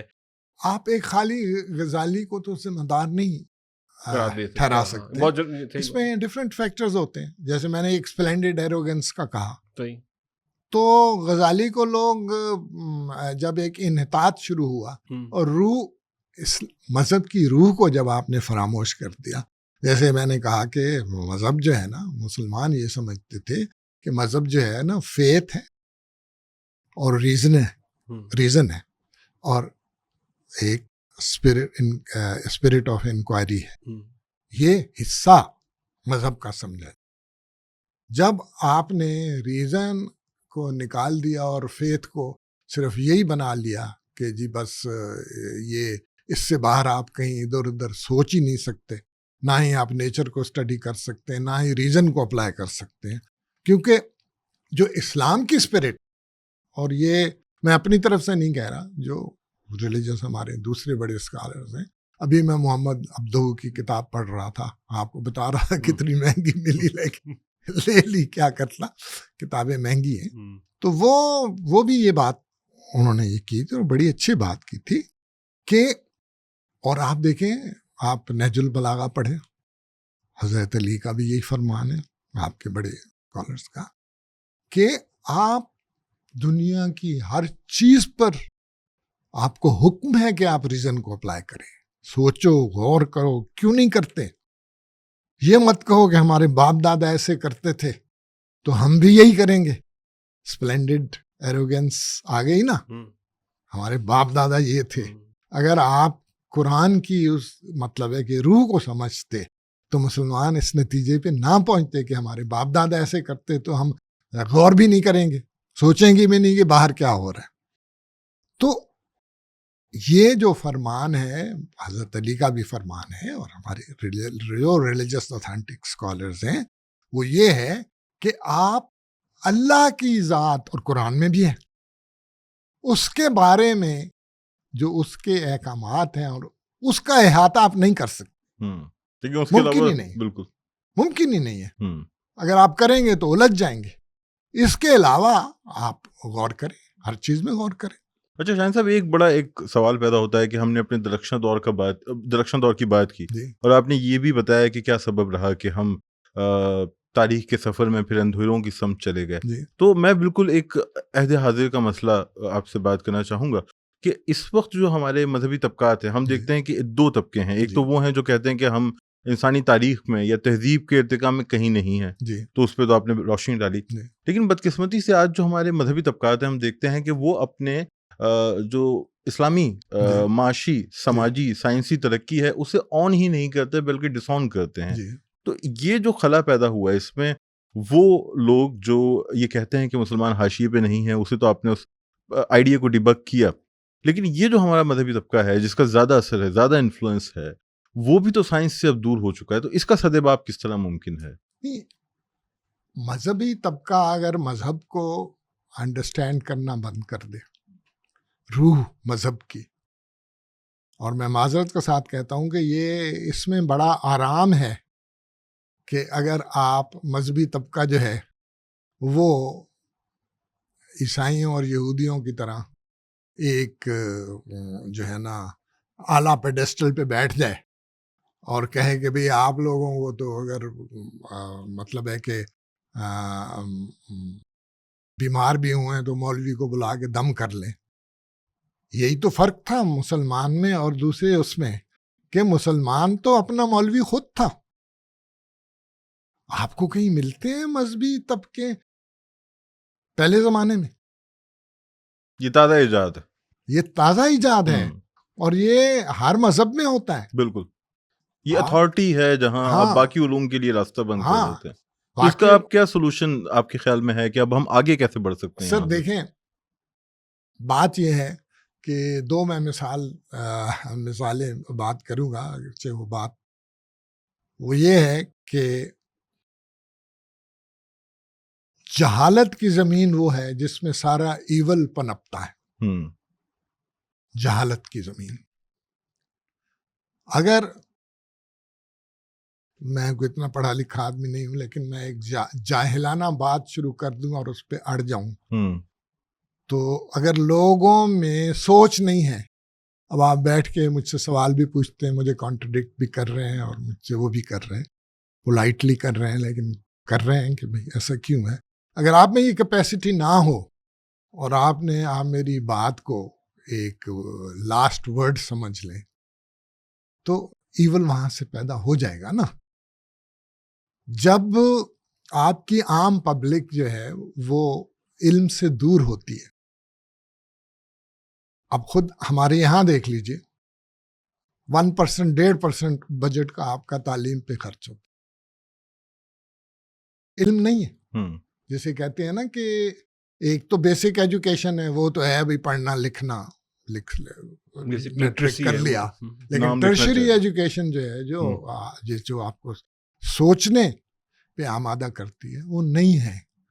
جب تک وہ نہیں ہوگی آپ کچھ توقع نہیں رکھ سکتے. جو دو چیزیں میں آپ کو مطلب ہے کہ ضرور بتانا چاہ رہا ہوں. ایک یہ کہ دو میں نے سورسز دیکھے، ایک تو ورلڈ بینک کا تھا اور ایک IMF کا تھا. اس میں یہ تھا کہ جناب ہم نے جہاں جہاں لونز دیے، فائنینشیل ہیلپ کی، کئی ملکوں کو وہ دیتے ہیں، ہم سے بہت زیادہ دیتے ہیں. انہوں نے کہا جن سوسائٹی میں تعلیم تھی وہ تو اس سے بن گئے،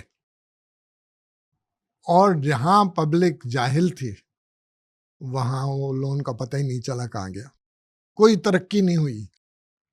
اور ایک نے تو ورلڈ بینک والے نے لکھا تھا کہ ہم اس کے ساتھ کوئی ڈائریکٹ کانٹیکٹ، ان دونوں کا ڈائریکٹ کوئی ریلیشن اسٹیبلش کرنے میں زیادہ ٹائم نہیں لگا سکتے، but this is a fact. جہاں جہالت ہے وہاں ترقی نہیں ہو سکتی، وہاں ترقی نہیں ہو سکتی. اور یہ میں اپنے اقبال خورشید صاحب سے پھر اس دن بات کر رہا تھا کہ 2002 میں جو امریکن اسکالرز ہیں، جوفرے زیکس، جن کی کئی کتابیں پاورٹی آف نیشنز پہ بھی ہیں اور بڑی مشہور ہیں، اور مطلب ون آف دا جینیسز وہ ہیں. تو وہ 2022 میں یہاں پہ آئے تھے اسلام آباد میں، وہ ایک کوئی کانفرنس تھی اس میں آئے تھے، تو انہوں نے وہاں تقریر کی تھی.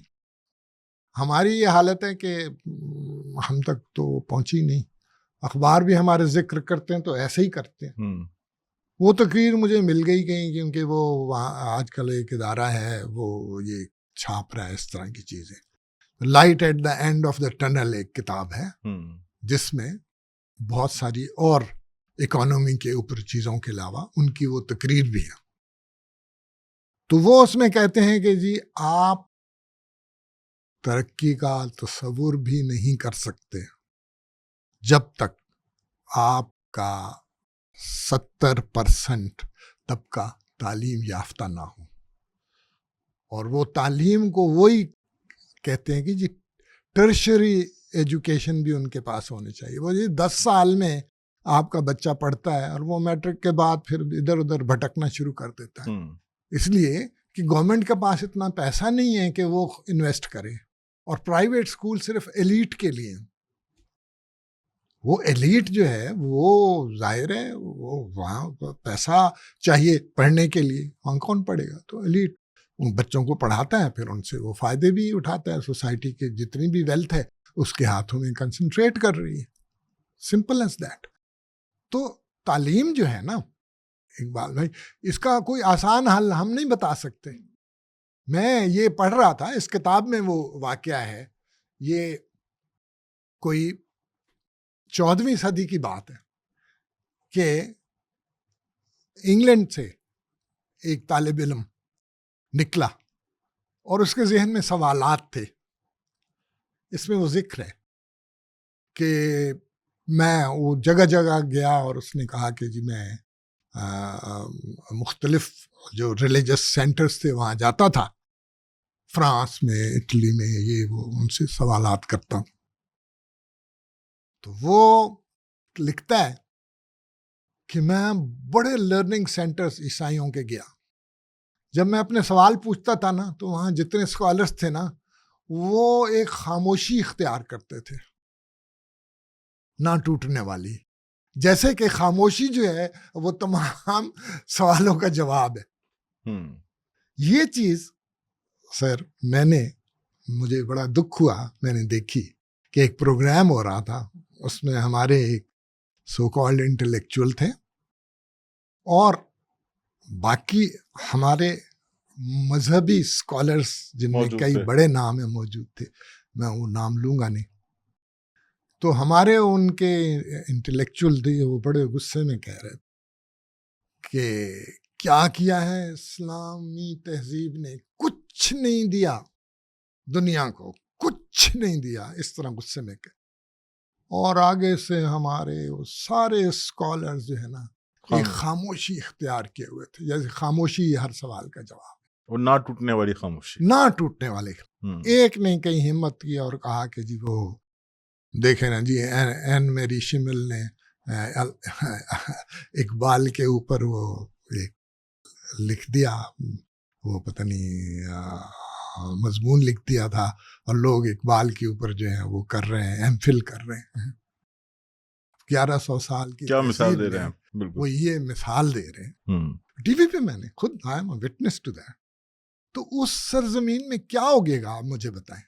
یہ دکھ کی بات ہے، مطلب ہے کہ یہ بہت افسوس کی بات ہے، لیکن جب تک تعلیم نہیں ہوگی کچھ نہیں ہو سکتا. یہ اور کوئی راستہ ہے نہیں. بالکل. بلکہ سر میں ایک بات اور کرنا چاہ رہا تھا کہ جیسے یہ جو آپ نے بات کی نا کہ اب اس کا جواب بھی جو یعنی مسلمانوں کو جو کنٹریبیوشن ہے، اگر آپ دیکھیں، آپ ظاہر اس کو زیادہ بہتر طریقے سے بیان کر سکتے ہیں کہ ایک تو چلے ہم کہتے ہیں کہ کچھ ویسٹ میں اسٹیریوٹائپنگ کی گئی مسلمانوں کی کہ یہ اینٹی سویلائزیشن ہے، یہ جو ہے وہ اجل ہیں، یہ صفاق لوگ ہیں. لیکن وہیں آپ دیکھیں کہ وہ پورا ایک انٹلیکچوئل کینن بھی تو ویسٹ نے ہی فراہم کیا جس نے ہمیں اس کنٹریبیوشن کے بارے میں بتایا. مطلب جہاں غزالی پہ ہمارے یہاں بہت جنرلائز قسم کی تنقید ہوتی ہے، تو وہاں میں بھی دیکھ رہا تھا، ایک دوست نے مجھے جو ہے وہ ریکمینڈ کیا تھا کہ فرینک گریفل ایک ییل یونیورسٹی کے، انہوں نے غزالی پہ بہت اچھا کام کیا اور انہوں نے اس الزام کو بالکل غلط قرار دیا کہ اوور سمپلیفیکیشن ہے کہ ایک آدمی کے اوپر آپ سارا الزام ڈال دیں.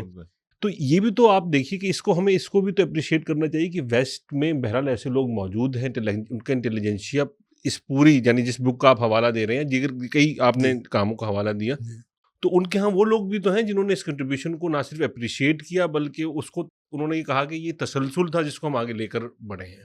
سر وہ کتنے لوگ ہیں؟ اصل تو بات یہ ہے کہ ہم ادروائز ویسٹ کے تعصب کا شکار ہیں.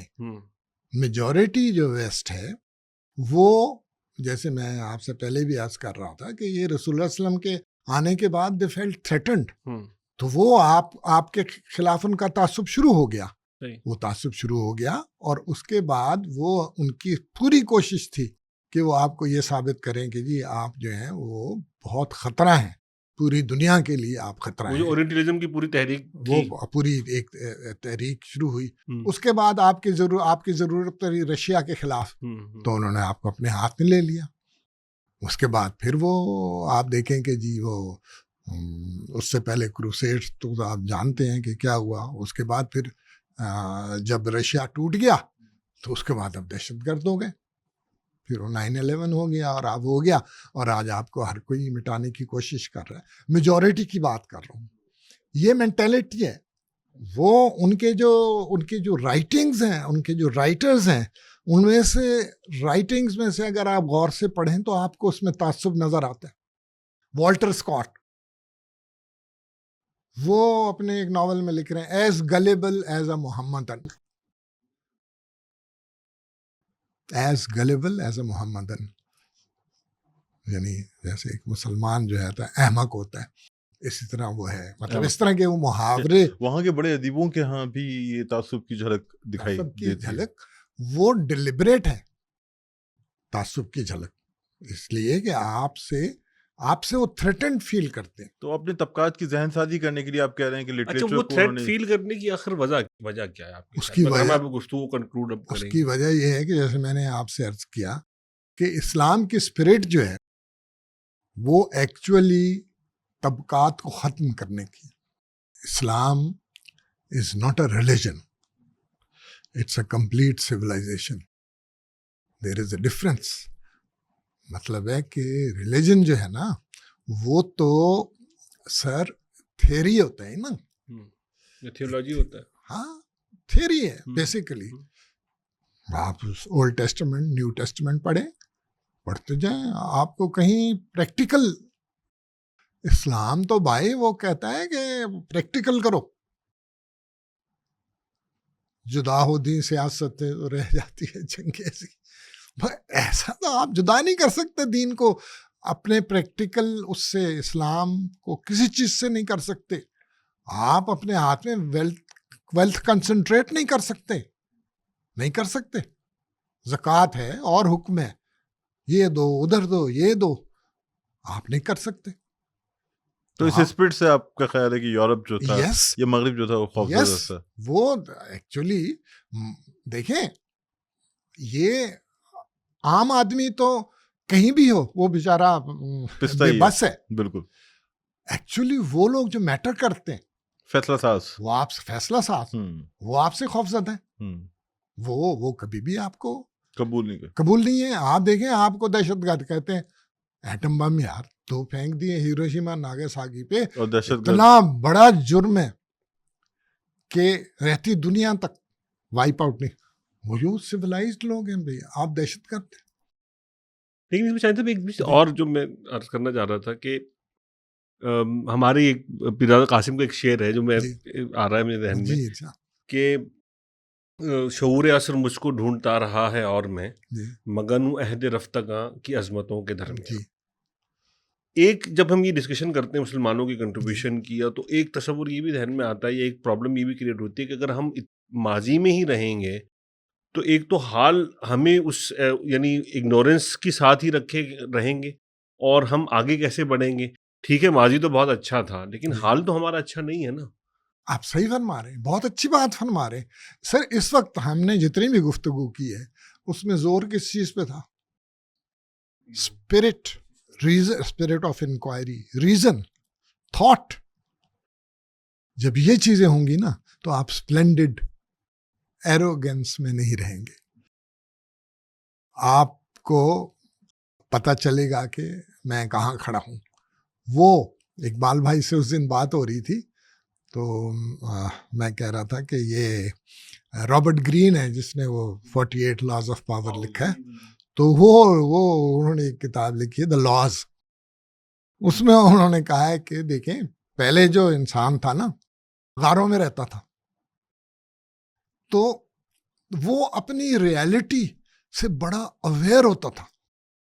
اگر ریالٹی سے اویئر نہیں ہوگا تو اس کو تو سانپ کاٹ لے گا, اس کو شیر کھا جائے گا, اس کے اوپر کو پتھر گر جائے گا.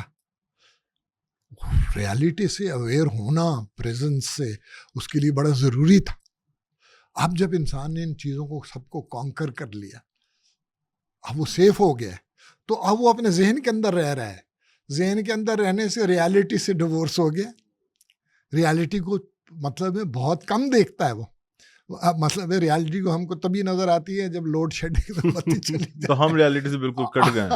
ہم کٹتے ہی اس وقت کہتے ہیں جب ہم سوچنا بند کر دیتے ہیں, جب ہمارے اندر اسپرٹ آف انکوائری نہیں رہتی, جب ہم, میں معافی کے ساتھ چاہتا ہوں کہ آج کل کے علماء کی بنی گئی چادروں کے نیچے, لحافوں کے نیچے چھپ جاتے, تو امکانات ختم ہو جاتے ہیں. تو یہ سوچ کی اگر آپ کے اندر سوچ رہے گی, آپ ریالٹی سے نہیں کٹیں گے, تو آپ کبھی اس چیز کا شکار نہیں ہو سکتے جس کی آپ بات کر رہے ہیں. اب ویسٹ میں ایسے لوگ ہیں لیکن بہت کم ہیں. میں آپ کو یہ جوفری زیکس کی بات کر رہا ہوں, وہ ریالٹی سے نہیں کٹے.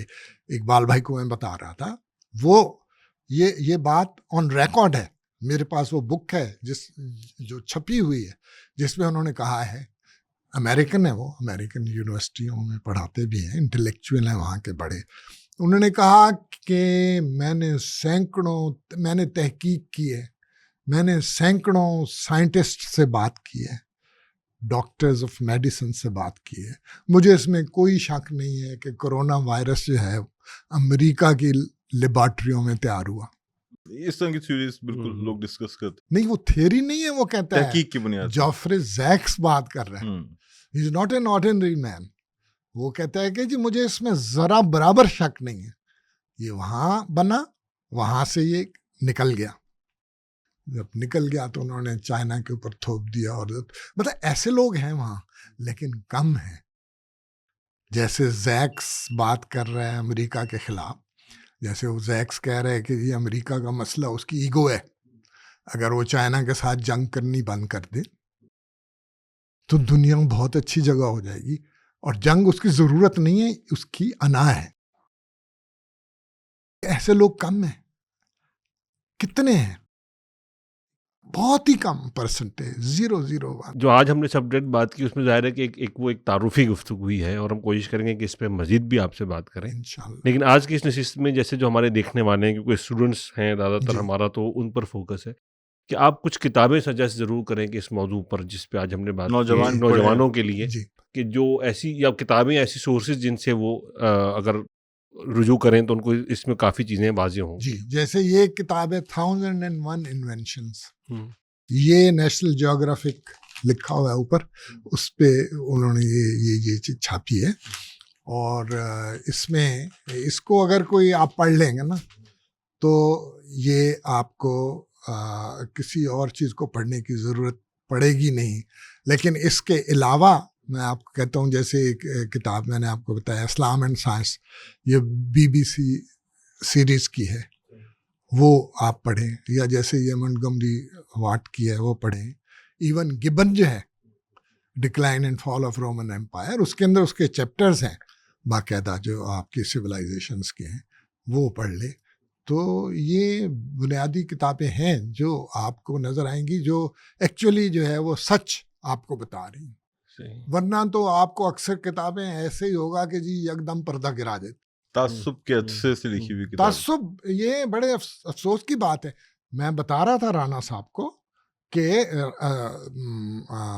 اور میں نے یہ خود اپنی آنکھوں سے دیکھا ہے, جس وقت نیٹو فورسز کا کمانڈر یہ اعلان کر رہا تھا کہ ہم لوگوں نے جو ہے وہ عراق کو فتح کر لیا اور عراق نے ہتھیار ڈال دیے, تو جب وہ یہ تقریر کر رہا تھا تو اس کے پیچھے ایک ڈائس تھی جس کے اوپر ایک سرپوش تھا, اور سرپوش کے اوپر کروسیڈرز کی پینٹنگ تھی, جو جنگ پہ جا رہے ہیں کروسیڈرز. وہ تعصب شو کرتا ہے. یہ وہی اس کا تعصب. تو ایسا آپ کنکلوڈ کریں تو اس سے پہلے ایک سوال میرے ذہن میں ہے. تو سر یہ ایک بڑی عجیب بات ہے کہ ہم لائبریریز اپنے گھروں میں بناتے ہیں, تو ہم نے جانا ہے کہ آپ کے پاس ایک ایسی لائبریری ہے جس میں شاید 1,00,000 سے زائد کتب ہیں. تو یہ کون سا شوق تھا, کس طرح یہ پیدا ہوا, اور لائبریری کے بارے میں زیادہ بتائیں کہ کتنی کتابیں ہیں, کس طرح کی کتابیں ہیں اس میں. ہم نے سنا ہے کچھ بہت قدیم نسخے بھی ہیں, پرانی کتابیں بھی ہیں, تو کیسے حاصل کرتے ہیں؟ تو بڑی مہنگی کتابیں ہوتی ہیں, تو اس پہ کچھ روشنی ڈالیں. جی, وہ حاصل کے تو میں آپ کو ایک جوک سناؤں کہ جب یہ جو میں جاتا تھا ہر سنڈے کو وہاں ریگل, تو وہاں پھر میری کتاب والوں سے دوستی ہو گئی. تو پرانی کتابیں وہ جو لوگ خریدتے نہیں تھے وہ میں ان کو منہ مانگے داموں سے لے لیتا تھا مجھے. تو وہ پھر میرے دفتر میں آنا شروع ہو گئے, وہ بنڈل لے کے آتے تھے. تو ایک دفعہ میں بیٹھا تھا تو وہ میرے ایک دوست آئے, تو انہوں نے اس کو کہا, کتاب والے کو, میاں کیوں لوٹ رہے ہو؟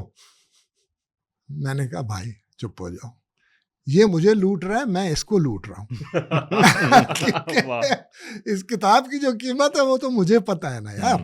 وہ مجھ سے 500 روپے اگر لے رہا ہے تو 5 لاکھ کی یہ کتاب ہے میرے خیال میں.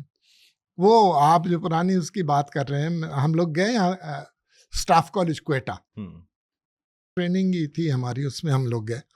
تو وہاں وہ آرمی کا ہے ظاہر اسٹاف کالج, تو وہ وہاں پہ ایک کوئی بریگیڈیئر صاحب تھے وہ جو ہمیں دکھا رہے تھے. تو ایک کتاب جو تھی وہ انہوں نے بڑی سنبھال کے شیشے کے ایسے کور میں رکھی ہوئی تھی, اور وہ کتاب جو تھی وہ میرے خیال میں کوئی 18ویں صدی کی تھی. تو میں نے کہا سر اس کو ہم دیکھ سکتے ہیں کھول کے؟ انہوں نے کہا نہیں بھائی, اس کو تو ہاتھ لگانے کی اجازت نہیں ہے, بہت پرانی کتاب ہے, یہ تو 18ویں صدی کی کتاب ہے.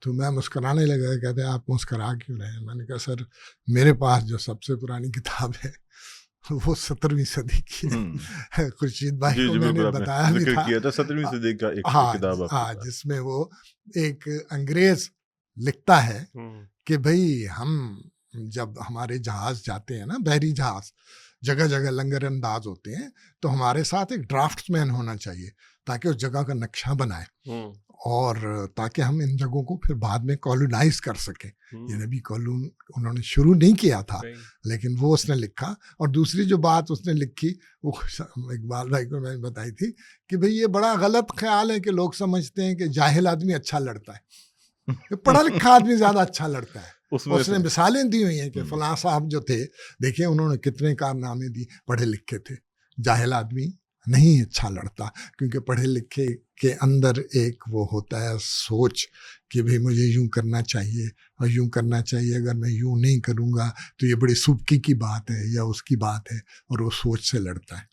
تو وہ پھر بریگیڈیئر صاحب پتہ نہیں میرا یقین کیا یا نہیں کیا. لیکن یہ کہ 1 لاکھ سے زائد کتب ہیں آپ کی. الحمدللہ. وہ اپنا اقبال بھائی، میں یہ کہتا ہوں کہ میرا جو رانا صاحب سے بھی بات ہو رہی تھی آپ کے آنے سے پہلے، کہ بھی میں نے پہلے یہ سوچا کہ بھی میرا، انگریزی میں کہتے ہیں نا فوٹے کیا ہے؟ فوٹے وہ ہوتا ہے جو کہ آپ کا مین ایک چیز، ہاں جس نے آپ کو قائم رکھا ہوا ہے. تو میں نے کہا بڑا سوچ کے میں نے کہا، حالانکہ میں تو ٹیکس کا آدمی تھا، میں نے کہا میرا فوٹے تو کتاب ہے. تو اس کے بعد مطلب ہے کہ میری تو دفتر بھی کتابوں سے بھرا ہوتا تھا، گھر بھی کتاب، تو گھر بھی کتابوں سے بھرا ہوتا تھا. بلکہ میری بیگم مجھے ملنے آئیں تو ان کے کوئی ایک باس بھی آ گئے. وہ میری بیگم کا دفتر اوپر تھا. لوگ مجھے کہتے تھے کہ یہ انیک بھائی کہا کرتے تھے کہ بھائی یہ ایسا بدقسمت آدمی ہے کہ اس کی بیوی بھی اسی دفتر میں بیٹھتی ہے. تو وہ آ گئے، وہ کہیں آ گئے اچانک، تو میری بیگم تو بیٹھی تھی. تو وہ انہوں نے یوں دیکھا دفتر کو، اور مجھے تو نہیں پہچانتے تھے. میری ملاقات، مجھے کہتے ہیں کہ بھائی یہ لائبریری ہے. میں نے کہا جی بالکل لائبریری ہے. تو میری بیگم کو وہ دیکھ کے کہتے ہیں کہ بھئی آپ یہاں کیا کر رہی ہیں؟ تو پھر میری طرف دیکھا. میں نے کہا سر میں بھی ان سے یہی پوچھ رہا ہوں کہ آپ کیا کر رہے ہیں. تو میرا جو شوق ہے نا وہ مین ہے. مین سے ریلیٹڈ، یعنی انسان جتنی بھی چیزیں ہیں وہ میرا شوق ہے. مثلا سائیکالوجی میں نے پڑھی، اللہ کا شکر ہے بہت پڑھی. فلسفی پڑھی، سوشیولوجی پڑھی، لٹریچر پڑھا. اس میں انگلش لٹریچر، پرشین لٹریچر. اب میں فارسی بولتا بھی ہوں، آپ کو پتہ ہے میرا بڑا یعنی ایک ویلتھ ہے. دیکھیں نا فارسی کا کلاسیکل لٹریچر تو انسان کو جو ہے وہ کہاں سے کہاں پہنچا دیتا ہے. جب فردوسی کا جب میں وہ پڑھتا ہوں نا تو لوگ کہتے ہیں یار بار بار پڑھو. وہ تو ایک پکچر پینٹ کر دیتا ہے نا. جیسے وہ ایک میں وہ جب مسلمانوں کا سفیر پہنچا نا ایران کے بادشاہ کے پاس اور کہا کہ بھئی یا تو فدیہ دو یا اسلام لے آؤ یا ہم سے جنگ کرو. اب آپ دیکھیں سائرس دی گریٹ کا وارث، ایران کا بادشاہ سائرس دی گریٹ، جو کہ ہزاروں سال پرانا وہ بادشاہت تھی، اور وہ بہت ایک عظیم الشان بادشاہ تھا. یعنی وہ پوری دنیا کو اس نے کانکر کیا تھا. کہتے ہیں اس کا گھوڑا ایک دریا میں ڈوب کے مر گیا. اس کو اتنا غصہ آیا کہ اس نے دریا کو قتل کر دیا. یعنی اس کو اتنے حصوں میں تقسیم کر کے کاٹ دیا کہ وہ سوکھ گیا. تو وہ سائرس، جس کے زمانے میں یہ لوگوں کو بہت کم پتہ ہے کہ یونان کا آدھے سے زیادہ حصہ سائرس کے زیر نگین تھا. اور جتنے بڑے نام ہیں وہ ان سکولوں میں پڑھے ہیں جو سائرس نے قائم کیے تھے. سوکریٹیز، ارسطوٹل، جن کو دیکھ لیں. اب اس کا نمائندہ، اور اس کو عرب کہہ رہے ہیں جا کے، جس کو وہ کہتے تھے کہ جی مطلب ہے کہ جاہل اور اجڑ لوگ ہیں، وحشی لوگ ہیں. تو وہ سر فردوسی نے اس کو قلم بند کیا. اس نے جب خط دیا نا تو وہ اب دیکھیں ڈسکرپشن دیکھیں، کہتے ہیں زشیر شتر خوردنو سوس مار، اونٹنی کا دودھ پینے والے اور گوہ کا گوشت کھانے والے. گوہ ہوتی نا بڑی چپکلی. عرب را بحد رسید دستکار. آج عرب کی یہ جرت ہوئی ہے کہ تخت کیارا کنند آرزو، کیانیوں کے تخت کی آرزو کرتے ہیں. تفو برتو اے چرخ گردان تفو. افسوس ہے تجھ پہ گھومنے والے آسمان. سر آپ ایکسپریشن دیکھیں ہے سر. اور جب وہ محمود غزنوی نے اس کو سونے کی اشرفیاں دینے سے انکار کر دیا، 60,000 کا وعدہ کیا نا، تو وہ تو کمزور، وہ تو محمود غزنوی تو ایک لالچی آدمی تھا نا. سچی بات جو ہے. تو فردوسی نے جو اس کی ہجو لکھی وہ میرے پاس ایران کا چھپا ہوا شاہ نامہ ہے، اس میں وہ چھپی ہوئی ہے پہلے پیج پہ. یہاں تو جو چھپتے ہیں اس میں نہیں ہے. وہ شروع اس طرح ہوتا ہے کہ بسے رنج بردم منم سال سی اجم زندہ کردم بدی پارسی. شرط یہ تھی کہ بھئی ایسی کلام لکھا جائے جس میں عربی کا ایک لفظ بھی نہ ہو، کیونکہ اجمی جو تھے ایرانی وہ عربوں سے نفرت کرنا شروع ہو گئے تھے. کہتے تھے ہماری تہذیب اتنی بڑی ہے اور یہ ہم کو کانکر کر رہی ہے یہ تہذیب. اجم زندہ کردم بدی پارسی. تو آگے جا کے وہ کہتا ہے، اب آپ کو محمود غزنوی کی ماں کنیز تھی، تو بانو کہتے ہیں ملکہ کو. وہ لکھتا ہے اگر مادر شاہ بانو بدے، اگر بادشاہ کی ماں بانو ہوتی، مرا سیم و زر تا بزانو بدے، مجھے وہ سیم و زر میں یہاں تک غرق کر دیتا. یعنی جو کلام میں نے لکھا، پرستار زادہ نایت بکار. پرستار لونڈی کو کہتے ہیں. عجب اگرچہ پرستار زادہ نایت بکار، اگرچہ بود زادہ شہریار. اگر وہ بادشاہ کا بھی بیٹا ہے نا، لونڈی کا بیٹا کسی کام کا نہیں ہے.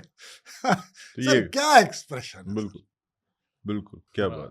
ایک کتابوں کے حوالے سے اہم سوال، آپ کی لائبریری سے کتابیں پھر چوری بھی ہوئی ہوں گی؟ ہم نے سنا یہ سلسلہ بھی ہوتا ہے، بیش قیمت نسخے لوگ لے کے چلے جاتے ہیں. سر بیش قیمت لوگ بالکل لے کے گئے ہیں، لیکن میں کہتا ہوں کہ بھائی اگر وہ تو پڑھتا ہے تو پھر کوئی غم نہیں، مجھے تو لے گیا. لیکن اگر تو جاہل ہے تو یار وہ غم مجھے کہیں نہیں. وہ دیکھیں، ایک میری کتاب چوری ہوئی جو مجھے پتہ بھی ہے کہ کون لے گیا، لیکن مجھے پتہ ہے وہ پڑھنے والا ہے. وہ سر ایک یہ 1824 میں یہ جو یونیورسٹی تھی جو بادشاہ ظفر کے پیلس کے ساتھ منسلک تھی، اس میں پہلی دفعہ ایک انگریزی زبان کی کلاس منسلک ہوئی جس میں 6 اسٹوڈنٹس تھے. ان میں سے ایک تو نام تھا اس کا صادق، وہ مسلمان تھا. وہ صادق اس کے بعد پھر جا کے تو بہاولپور کا جو وہ تھا نا، ان کے پاس گیا، اور ان کے بہاولپور کا جو وہ تھا اس کے بھائی کا نام بھی صادق تھا، نواب کا. لیکن یہ صادق نے ان کو آئیڈیا دے کہ آپ یونیورسٹی کھولیں. صادق میں بہاولپور جو صادق پبلک اسکول اور یہ اسکول جو ہے نا، یہ پھر اس آئیڈیا کے بعد اسٹیبلش ہوئے. دوسرا ایک ہندو تھا. وہ ہندو جب سر الیگزینڈر برنس جو انڈیا سے چلے اور جا کے کابل اور ایران تک گئے، وہ ہندو نے ان کے ساتھ سفر کیا. اور اس زمانے میں یہی سفر ہوتا ہے نا، 10 میل آپ چلتے تھے، گھوڑے پہ اتر جاتے تھے، تو آبزرو کرنے کی بڑی فیسیلیٹی تھی. تو اس نے وہ سفر نامہ لکھا ہندو نے، اور وہ ہندو نے سفر نامہ لکھا تو اس میں رنجیت سنگھ کا اس نے پورا حال لکھا کہ جی وہ ہے تو بادشاہ لیکن بادشاہوں والے اس کی کوئی گن نہیں ہے. اس طرح کی چیزیں. اور وہ سفر نامہ جو تھا آپ بتا رہے تھے کہ جو آپ کی لائبریری سے چوری ہوا، وہ چوری ہوا. اور وہ میری بدقسمتی کہ یہ جو ذکر میں آپ سے کر رہا ہوں، وہ ذکر ایک دفعہ آپ کو یاد ہوگا کہ جی یہ نقوی صاحب جب یہ ٹرانسلیشن کی تھی اور رضیہ فصیح احمد امریکہ سے آئی تھی، تو اواری ٹاور میں اجرا نے ایک ایونٹ کروایا تھا، وہاں میں نے اس کا ذکر کر دیا تھا. تو اس کے بعد پھر وہ وہاں سنا گیا اور پھر کسی کی ذمہ لگایا گیا کہ چوری کرو. اور یہ مرحلہ طے ہوا. لیکن وہ آدمی جس نے چوری کرایا وہ پڑھنے والا تھا، تو مجھے اتنی قیمتی چیز کا بھی جانے کا غم نہیں. تو جناب بہت شکریہ نیازی صاحب، آپ نے بہت وقت دیا ہمیں، اتنی عزت دی ہمیں رانا صاحب. اور بس مجھے ایسے ہی آپ سے بات کرتے وہ یاد آ رہا تھا، وہ مجھے انٹرمیڈیٹ کی نوٹس مجھے یاد ہے، ایک دفعہ ہم پڑھ رہے تھے اقبال پر، تو اس میں ایک شعر تھا کہ جو عالم ایجاد میں ہے صاحب ایجاد، ہر دور میں کرتا ہے طواف اس کا زمانہ. تو ہمارا گفتگو کا محور بھی اصل میں یہی بات تھی. ہم نے اس موضوع پر نیازی صاحب سے جو گفتگو کی اس کا مقصد بھی یہی ہے کہ ہم ماضی کی روشنی سے اپنا حال اور اپنا مستقبل بھی روشن بنائیں۔ جلد اس موضوع پہ ہم کوشش کریں گے کہ نیازی صاحب کو مزید زحمت بھی دیں اور آپ لوگوں تک مزید ایسی موضوعات پر گفتگو پہنچاتے رہیں۔ اپنے فیڈ بیک سے ہمیں ضرور آگاہ کیجیے گا۔ بہت شکریہ۔